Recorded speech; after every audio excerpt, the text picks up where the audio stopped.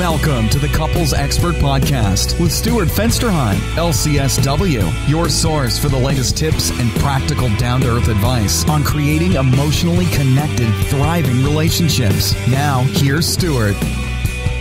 Welcome to the Couples Expert Relationship Podcast. This is Stuart Fensterheim, the Couples Expert, and I want to welcome all of you back here today. I have been anticipating this for about couple of weeks now, since I was back from my conference that I talked about on one of my recent podcasts, because I have with me someone who I consider a kindred spirit in so many different ways. Diane is someone who I met at the conference, and one of the things that she shared with me is that she has sort of been making a little bit of a shift in her practice. She has a practice in Pasadena, and I don't think I've shared this with her, but I had a practice right around the corner from there at one point in La Cañada, California, which is right off the 210. And anyway, she has made a shift to really specialize in something that's near and dear to both of us, which is what it's like to be in a midlife. Midlife is sort of an interesting thing, and I want to just welcome her. She just is someone who is just very passionate about what she does, and as I've talked with her, I've really learned so much about her sensitivity and her kindness and just all the things that she does to really help those in her practice. So, Diane, I want to just welcome to the Couples Expert Podcast. And why don't we start with just telling us a little bit about you and a little bit about how you've gone about this transition in your practice? Well, thank you, Stuart. It's an honor to be here, and I've been looking forward to this since we met at the Most Awesome Conference for Therapists as well. I've been pivoting my practice for the last few months, as you said, into specializing in working with women at midlife, partly because I am a woman at midlife. And I have found that this phase and stage of life is filled with both challenges and opportunities. Since I've been in my 50s, I have actually found this to be one of the most productive, exciting, and fulfilling stages of my entire life, which came as quite a surprise because that was not the experience I saw my mother have in her 50s. Over the course of my 20-year career, I have worked with children, adolescents, couples, families. I've worked with folks with medical problems, mental health problems, and combination of the two. But it has been my personal experiences of the last few years of my life, as well as those of friends and family who are also in this midlife passage, that have made me recognize what an important area to focus on this is and how I can be of help to others who are dealing with the same kind of challenges that I've been facing in the last few years. When you talk about some of the challenges that the women that you work with go through, elaborate on that a little bit about what are you seeing as the most, the most difficult areas for women who are having these challenges, and what are some of the areas, particularly because my listeners tend to be couples in relationships, and how those sort of show up? Absolutely. Well, the obvious one is menopause. Now, in our mother's generation and prior to it, this stage of life was referred to as the change of life. Not just the change of hormones, but the change of life. And I got to tell you, Stuart, your couples are no doubt experiencing it as the change of life. Just about everything changes. There's a lot that has to do with the hormonal shifts. They're huge.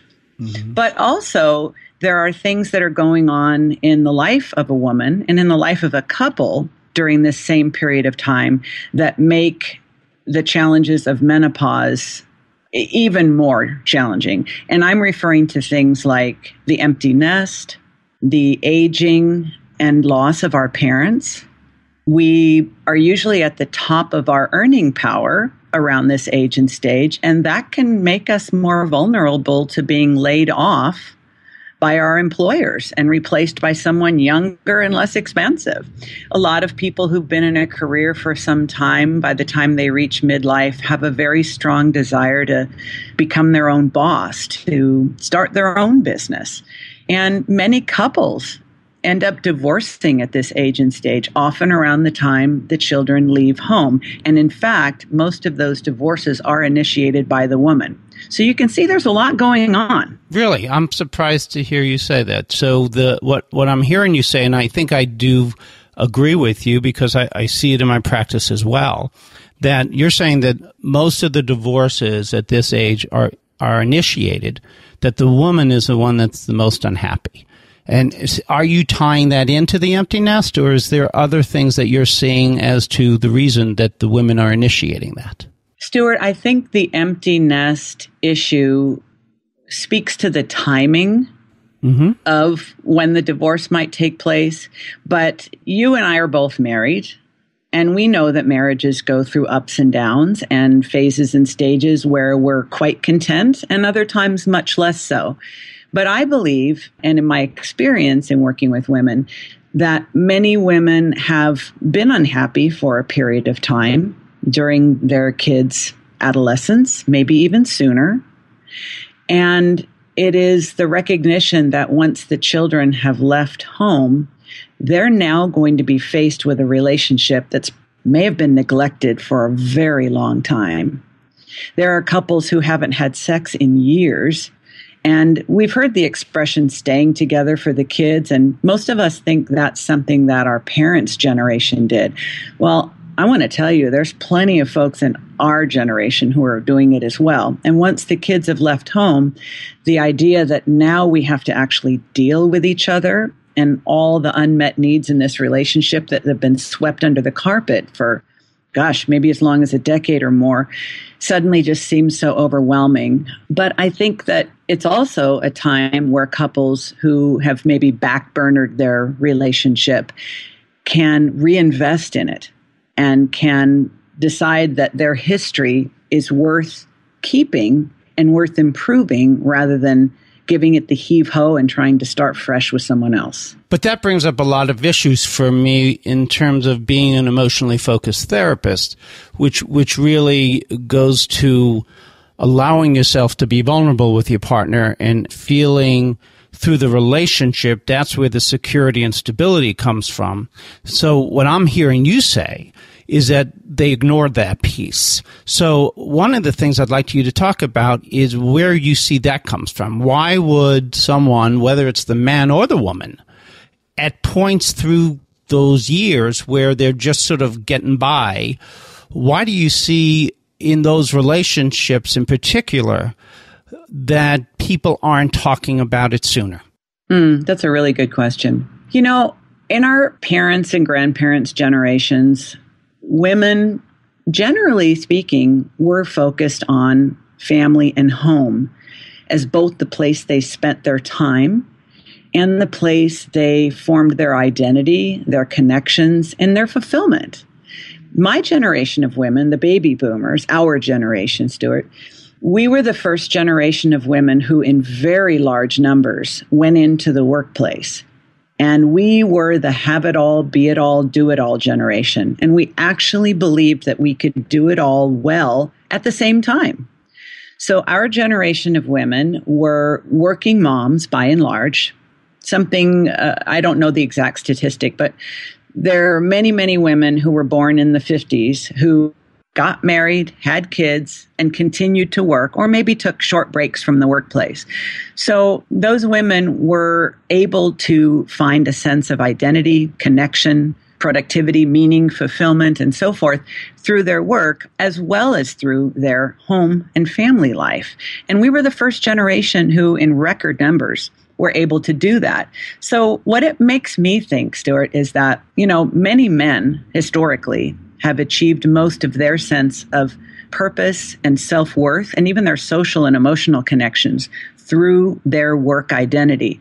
But I believe in our generation, many women obtained a lot of that from work as well, and maybe less from marriage and family as compared to previous generations.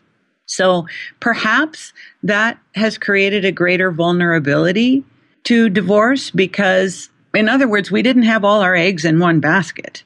Maybe females, I'm speculating, but maybe females of our generation became a little bit more like men in the respect that they didn't have the same level of expectation that all of their social and emotional needs would be met through marriage and child rearing. They were able to derive a lot of their satisfaction from their work. And frankly, when you talk about marriages collapsing at midlife, oftentimes the woman might be just as likely to have an affair as the man. But how do we change that? How do we change the perspective that it's okay to just make it good enough? Because that's something that really I've spent a career trying to adjust, is people who see that just, things are okay and that's okay, that it's just okay. When I know and and I think we now, with all the research that we have about love and relationships, we know that it doesn't have to be good enough. It could be special. Mm-hmm. And it sounds like people really not believing that where they're going to get their needs met is either through work or through the relationship with their children, that they really just settle for that. And that to me is very sad. I agree, Stuart. I think the idea of settling in any area of our life, but especially one as important as our romantic lifetime partnership, the idea of settling is sad because you're cheating your partner and cheating yourself potentially for life. I think that attitude is one of the things that sets people up for a host of problems at midlife, which include affairs and divorce. I wanted to come back to something you said earlier. The word vulnerability just keeps coming back into my mind. It's a big one. It's really important. And I think it is the pulling away from our life partner and the withdrawal of our willingness and our ability to be vulnerable and to remain vulnerable, that over time erodes the communication, it erodes the trust, it erodes the connection, and it probably sets us up for a midlife crisis, if you will, which a divorce is often part of that. And, in terms of what women go through at midlife, and midlife really it's not an event, it's a process. It's a stage, and it can last 20 years. We're talking about from roughly 40 to 60 is your midlife transition. That's really quite a long time. But for a woman starting in her 40s, she is years away from menopause, but she may very well be starting perimenopause. And that leads to instability in mood, energy, motivation, the ability to consistently get a good night's sleep. A woman can become short-tempered and irritable, easily frustrated with herself, her husband, her kids, her coworkers. And a lot of women start noticing changes in their body beginning in their 40s. It's much easier for them to put on weight. It's harder for them to manage stress. And it's a very, very busy time of life for most women. Many women these days are working, they're married, they're raising a family, they're doing community service. Their parents are getting older, so they have some perhaps increased responsibility in caregiving to their parents. And those women often will come into my practice looking for quick and easy stress reduction techniques because they have a high expectation of themselves that they should be able to do everything and do everything well. And they just want to be able to deal with the stress. But I can see the seeds of the loss of vulnerability and sometimes the starting to pull away from the partner. And oftentimes that's because women are becoming unhappy with the changes that they see in their body. And so they may be less comfortable being intimate because they feel that they're not as attractive as they were. And they start kind of covering up and not wanting to be naked with their husband as much as they did before. And that can kind of start to lead you down a path that by menopause, there can be a total disconnect in the sexual romantic area. And what that really, again, I think the word vulnerability is an important one that we define what that really means in terms of a relationship. What vulnerability, as I see it, is really about a willingness to open yourself up to your partner in a way that you don't open up to anyone else in the world. And therefore, if you open up and really show your partner who you truly are, which includes your fears, your anxieties, your doubts, including self-doubts, and if you do that and your partner is doing that as well, so both of you exposing that part of you to each other that you don't share with anyone else. And the exciting part about that, for those that really go through that process of doing that and connecting with that, is you get to really experience your partner in a different way. You get to see that your partner loves you, even in the places that you do not love you, so that they are in love with all of you, not just some of you, so that when women begin to have those doubts about their body and their sexuality and all those things, if they share those and then they get the response that I would expect most husbands would give, which is, I love you anyway.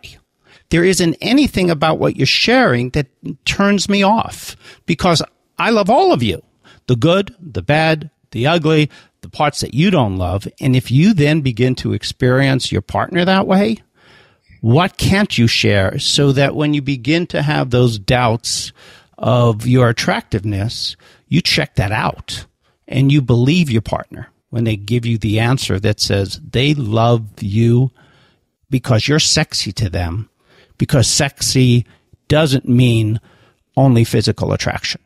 And men, I think, have been given a bad rap, quite honestly, that unless you're, 5'4", 120 pounds and look like a model, that we don't get turned on.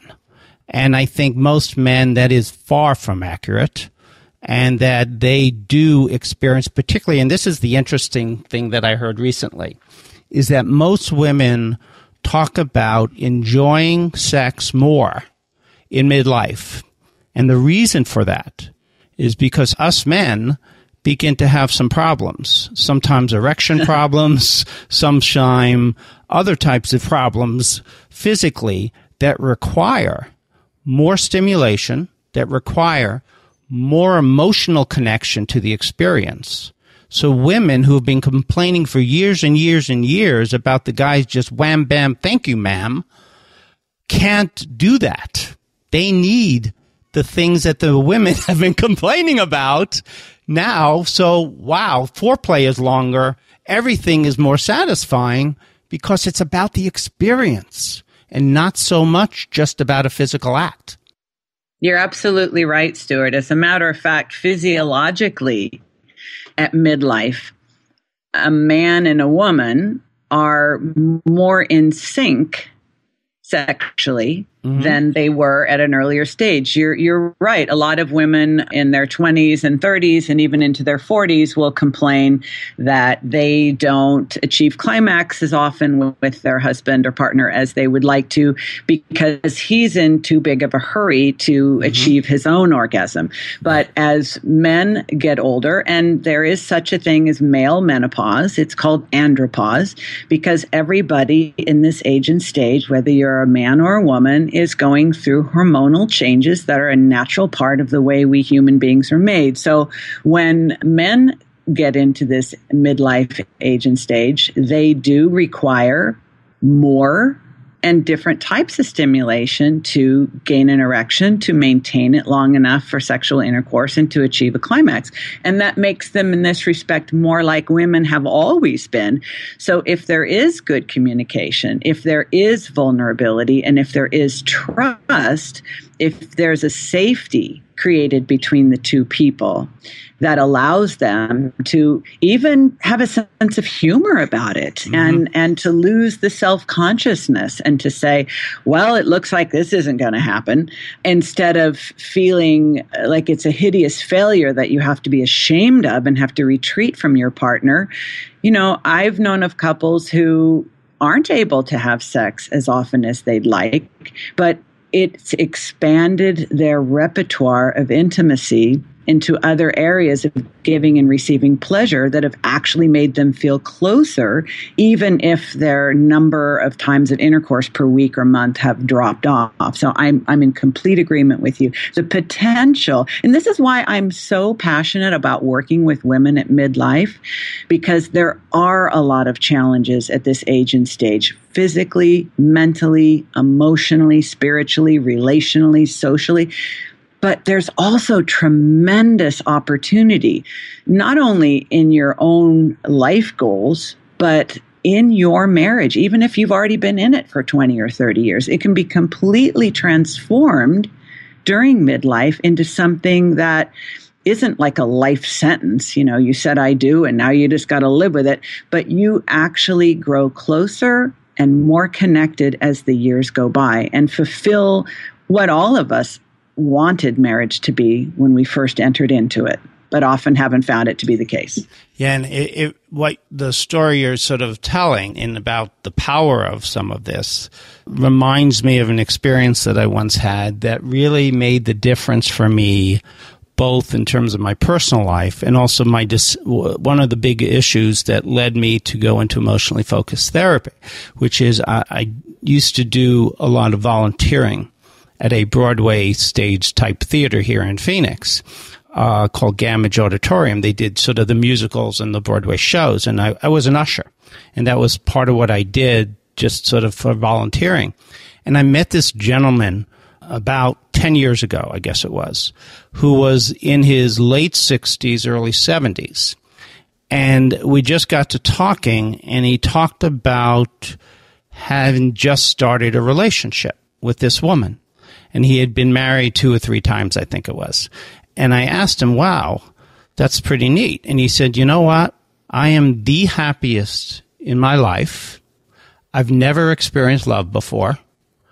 I am in my 70s, so there's a limited amount of time left to my life. And he could have really saw that it's just very, very sad that his whole life was sort of this. But that's not what he did. What he did is he turned to me and said, if I have one day of true love, my life has been successful. And I have now, for the first time in my life, can really say I am loved. And I don't care how much time I have left, because whatever that time is, it's going to be precious and it's going to be so important. And, even as I'm telling you this story, got these chills running up and down my back here, because what's more beautiful than that? That's a beautiful story. And, I think it's, we're talking about midlife, Stuart, but we're also talking about aging. And I'm kind of on a mission to reverse the negative stigma about aging in our culture. I am a world traveler. It is another passion that I have, and I like to go to developing countries and places that are off the beaten path. And one of the reasons why I like that is because I see how little we actually need to be happy based on the lives of others all over the world who I think have a different mindset and different beliefs. And one of the things I've noticed from my travels is how many other cultures actually look forward to aging, to becoming one of the wise elders, to becoming someone who is sought out and revered because of their wisdom and life experience. I think our culture is really quite perverse in the way it looks at aging. We lie about our age. We try to hide our age through all sorts of means. And that's unfortunate, because my experience has been the older I get, the happier I am. And there's a lot of research that now supports that. It's also very true for couples. Couples in their 60s by and large, are reported to be happier than couples at an earlier age and stage. So at least some of us are figuring out what's possible as we get older and not giving in to old stereotypes about becoming useless and irrelevant, as well as sexless. Your story reminded me when I was a young adult and was dating a gentleman. We went to his grandfather's wedding. The gentleman was 85 at the time, and he was marrying a woman at the age of 79. And I didn't know him very well, but when I went to congratulate him, I did lean in and say, "You're 85 years old. Why are you getting married?"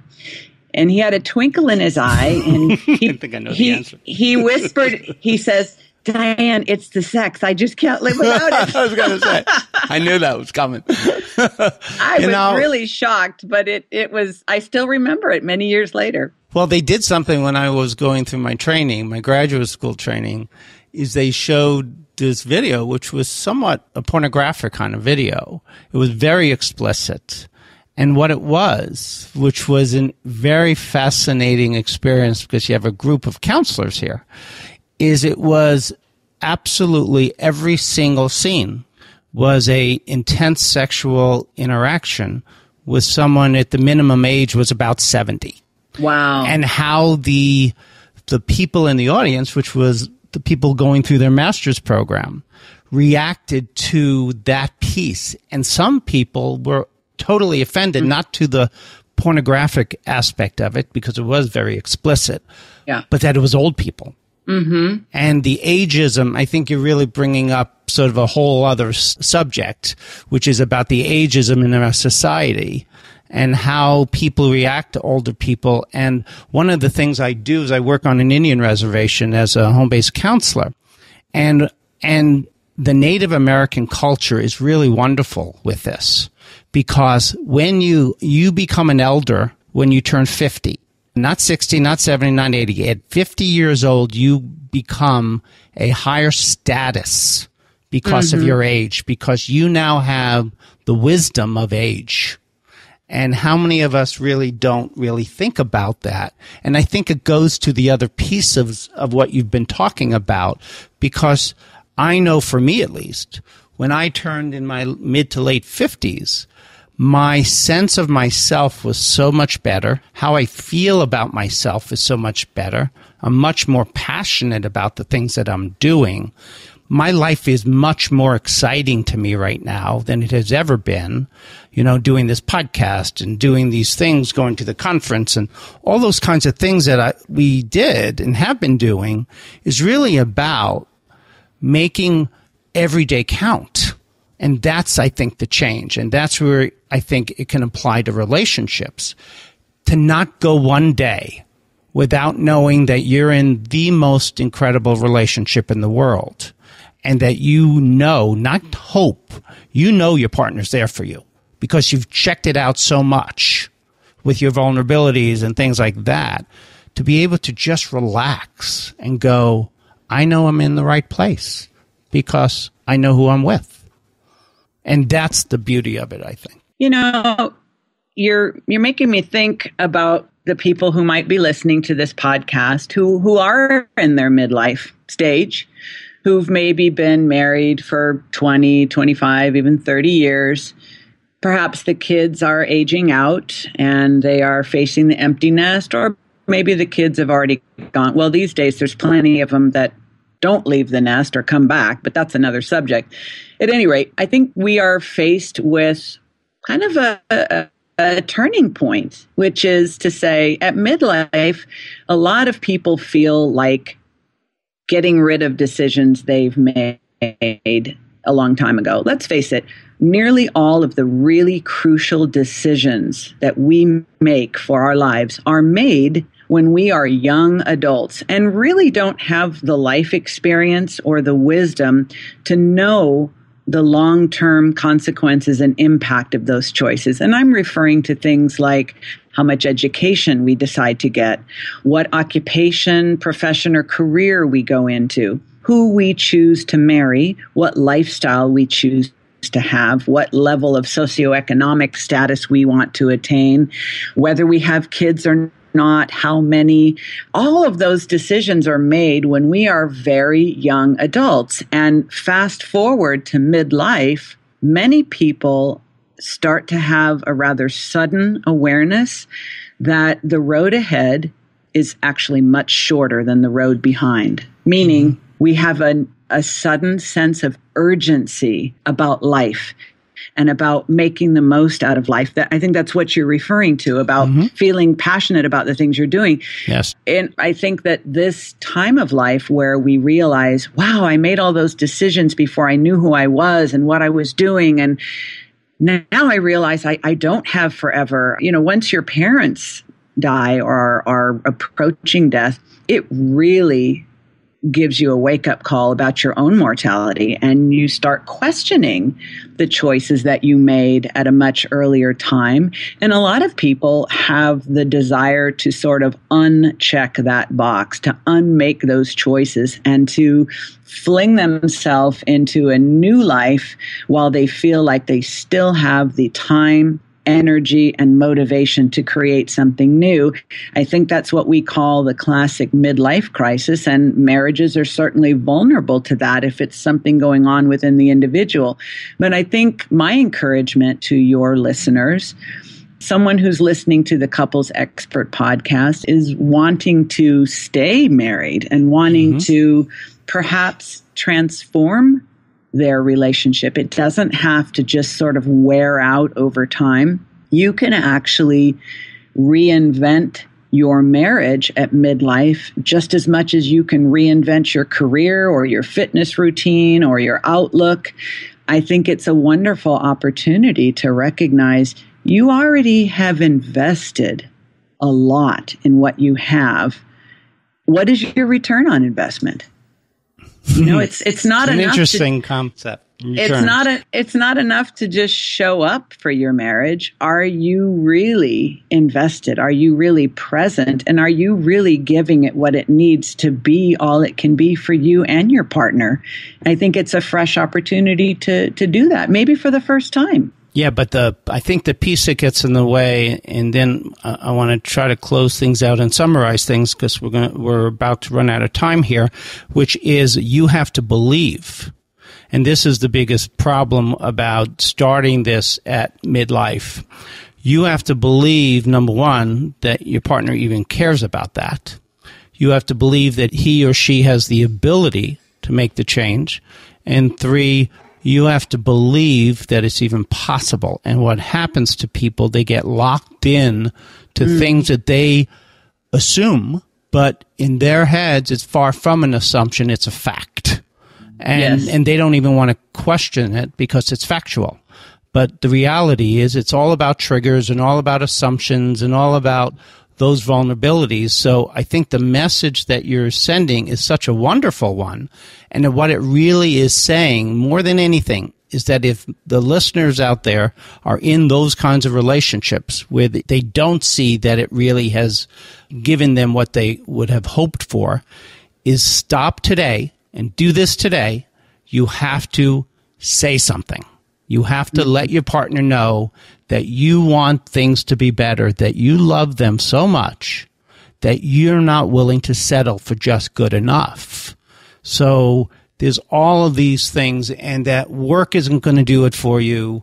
The relationship with your children is not going to do it for you, because I say this time and time again to people, children do leave the home. And when they go away, they build their own lives. Yes, they will come back and maintain relationship. But you need someone just for you.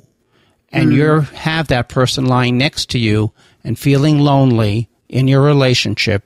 There is nothing more torturous. And being willing to have the additional step of vulnerability, Stuart, to not just admit to yourself and communicate to your partner, but if you need help, get it. Yes. Seek out someone like yourself who does emotionally focused therapy, who can help you get it back on track, because most people wait too long and give up hope while they're waiting, and they will never know if it would have been possible to turn things around. And that is really a tragedy. Yeah. And what the latest research is showing now in terms of couples counseling is people wait and this figure is astronomically and so sad, 6 years. And most people enter therapy 6 years too late. Mm-hmm. That if they had done it 6 years earlier, so many different things would be happening. So I just want to thank you, Diane, for coming in and talking to my listeners.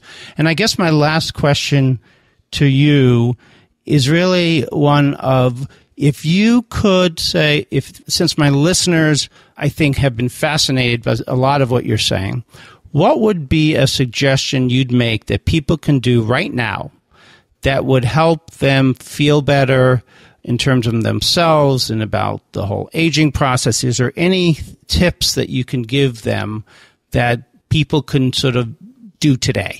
I'm going to piggyback on what you said a minute ago about assumptions and beliefs. This is something I talk to my clients about all the time.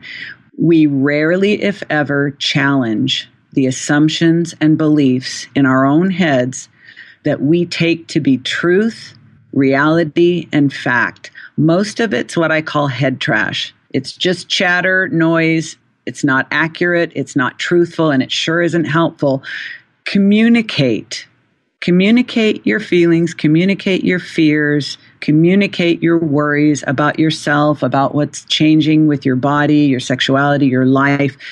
If it doesn't feel safe enough to communicate it with your partner, do so with a best friend, a therapist, a member of the clergy, and then start to do it with your partner. Because I agree, there's nothing more lonely than being in a relationship and feeling disconnected. And it just doesn't have to be that way. But I believe it starts by challenging the things you tell yourself are true, and they may be far from it. All right, Diane, thank you again for coming. I want to make sure that my listeners know where and how to get hold of you. So if you could give me your website and where in Pasadena, California you are, just so they have that in case any of my listeners have any questions or want to email you or just, check things out with you. Absolutely. Best way to find out more about me is to go to my website, which is www.dianewingert.com, spelled DIANNWINGERT. I'm in Pasadena, California, located right around the corner from one of our very finest restaurants by the name of Houston's. It always smells great here. I know Houston's. That's a great place. Sure is. Thank you, Diane, again, for coming on the Couples Expert podcast. I've had a blast. I hope you've enjoyed yourself here talking about this. As I said when we opened up, I just find that when you and I sort of begin to talk about this, we both have such passion in what we do, and we love what we do so much. I think that comes across. So thank you again for coming. Thanks for inviting me, Stuart. It was fun. Take care. Bye-bye. Bye-bye. Thanks for listening to today's episode with your host, Stuart Fensterheim. You're one step closer to reigniting that fiery passion with your partner. For more information and your 30-minute free phone consultation with Stuart, visit www.thecouplesexpertscottsdale.com. We'll see you next time.